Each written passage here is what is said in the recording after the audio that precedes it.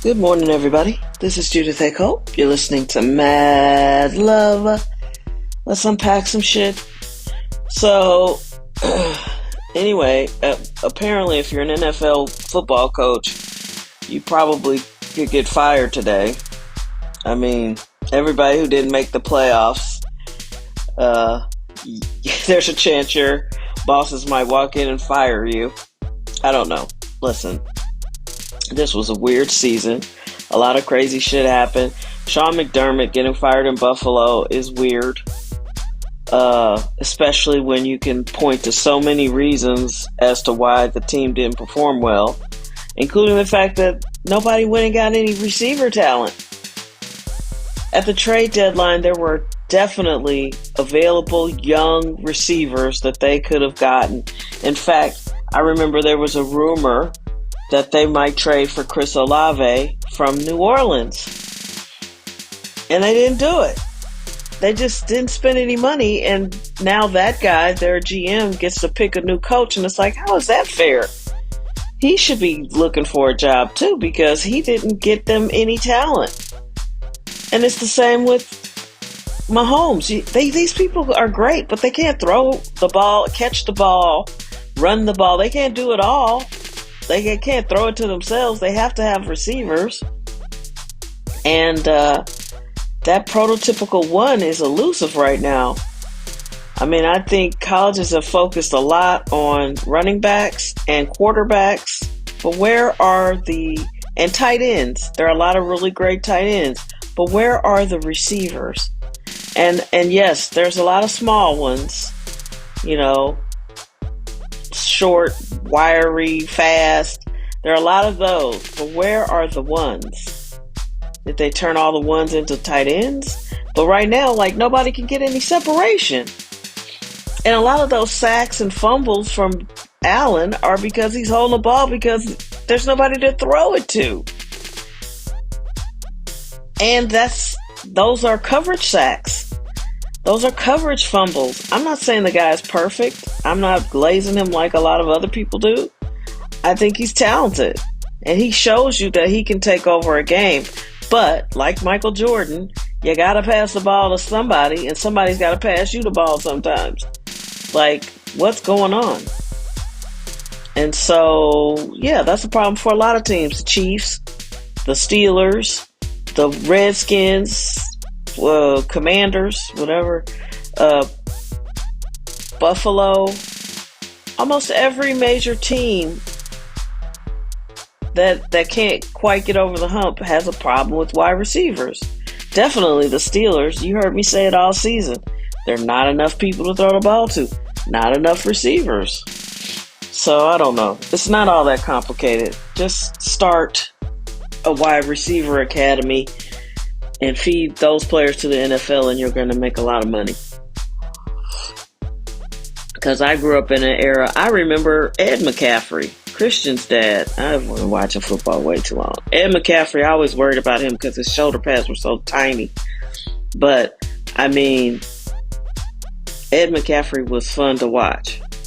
Played for Denver, and he was just this really tall, thin, and his shoulder pads were it's almost like he didn't want you to see that he had any on. But he worked really hard. He was a grinder. And he could get big and catch the ball. And I got that phrase from Troy Aikman. You need a receiver to get big and catch the ball. And listen, this shit is not rocket science. Do I believe football players should make what they make? No, I don't. I think they're entertaining. I love the game. But the fact that there's not anything that a woman can do that's equivalent and get paid, that is ridiculous. I think we'll be studied in the future and people will say, you know what? For a race of people that needed people, they hated the people that made the people. And I'm saying all that to say it's weird to me and to a lot of folks that men hate women. They just do.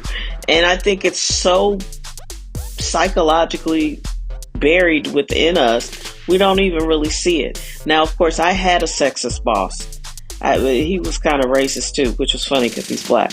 But like, I had a boss who was insecure and wasn't particularly fond of women that weren't subservient to him. And it was weird to watch because at first you think this is the 2020s. Like, this has got to be over. Like, there's no way that the world is still sexist, but it is. It's very sexist, and it's almost institutionalized, and it's like places you think are going to protect you don't protect you. There was somebody with the exact same job title as I had, male, white, making 20,000 plus thousand more than me. I said that wrong. $20,000 or more than me. That's insane. And it was all just because I wasn't liked. And I wasn't liked because I dared to notice that this person didn't have any experience and tried to help them.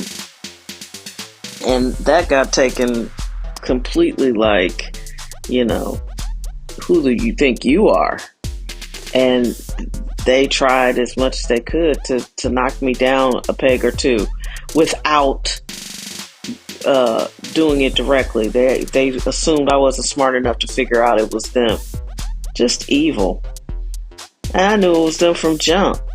Because I know when people like me and I know when they don't. And that's another thing. It's not fucking high school. Why do you have to like me? Why do we have to like each other? I'm here to do a job. That has nothing to do with likability. I don't like you either. Shit. Mm-hmm.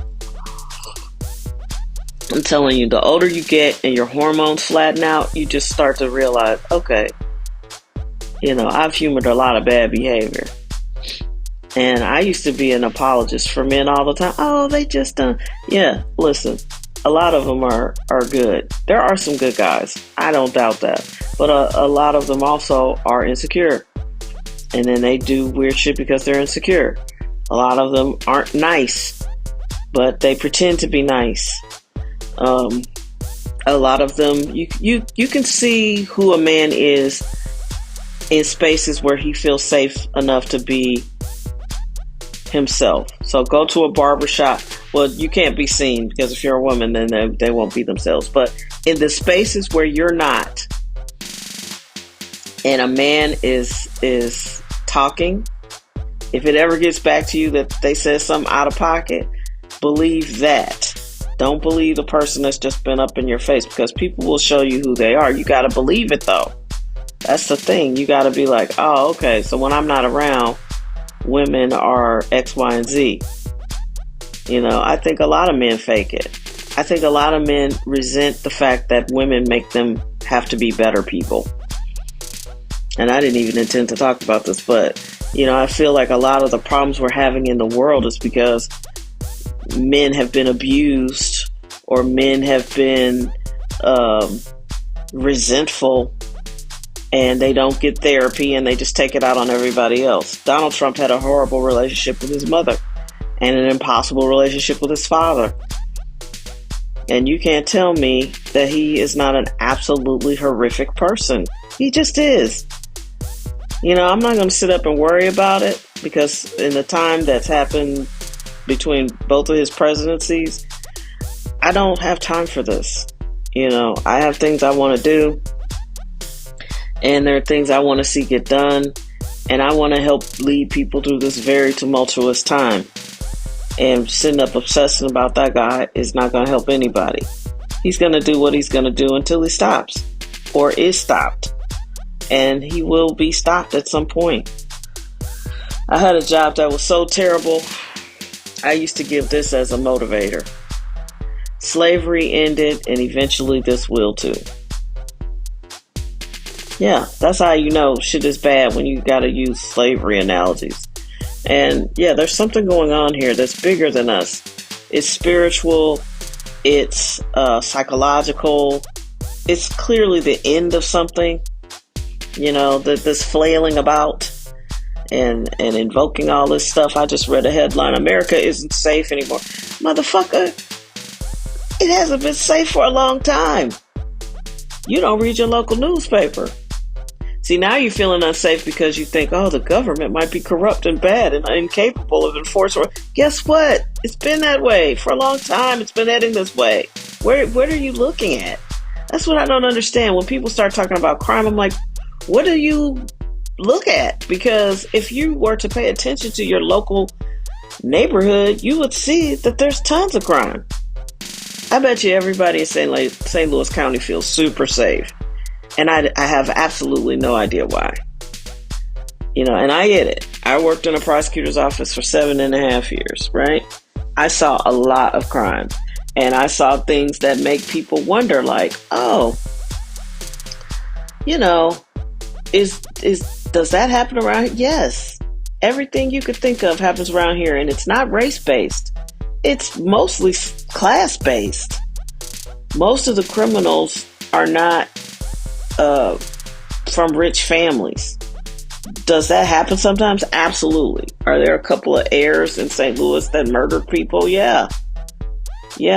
But for the most part, it's a background that it's a kind of a person too. It's less about race. They want you to think it's about race so you will feel safe.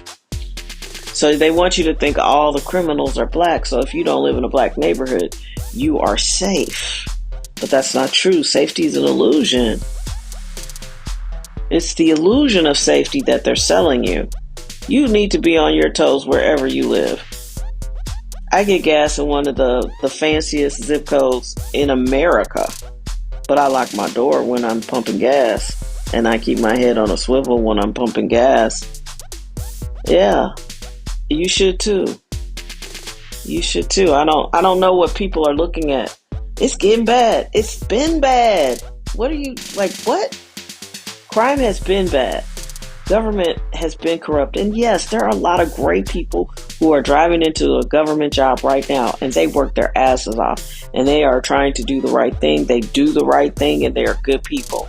But there are other people above them that aren't, that are corrupt, that have been turned, that will be bribed, that have been bribed.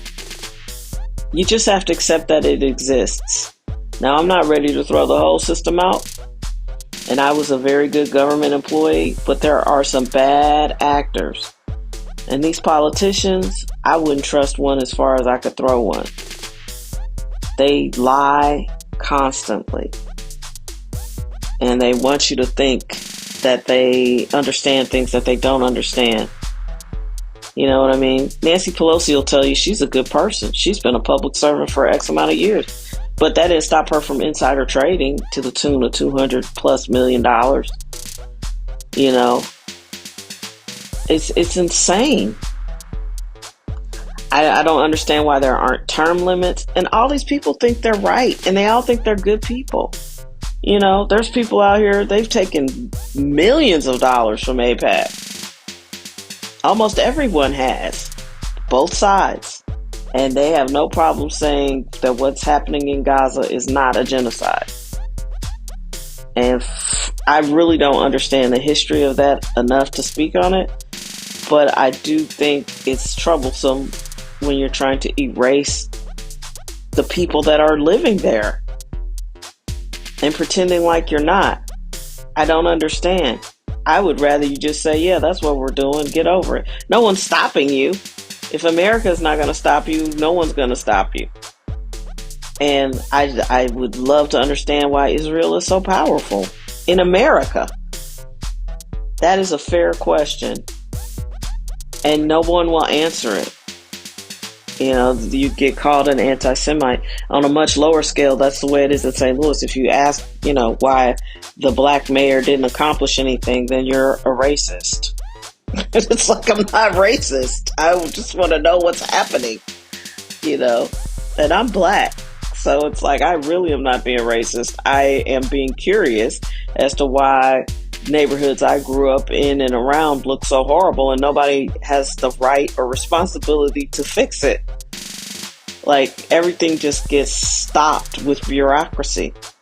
So you can't tell me it's not by design. You can't tell me that people aren't profiting from keeping neighborhoods dangerous, unstable, not clean, and completely unsafe. someone is profiting from that, or otherwise it would change.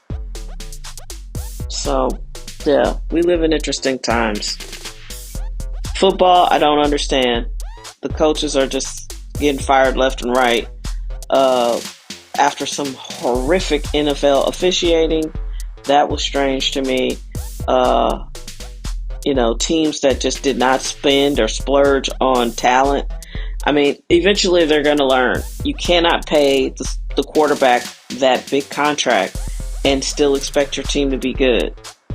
You have to follow Tom Brady. Stop trying to set the market, guys. You all already make more money than most people who work real jobs, real impactful work, like teaching your kids or taking care of your mom in the hospital, or someone who takes care of your loved one in their home. Wiping somebody's butt, and you ain't coming close to making $100,000 a year, let alone $100 million. That's how you know men hate women, because mostly female jobs don't get paid.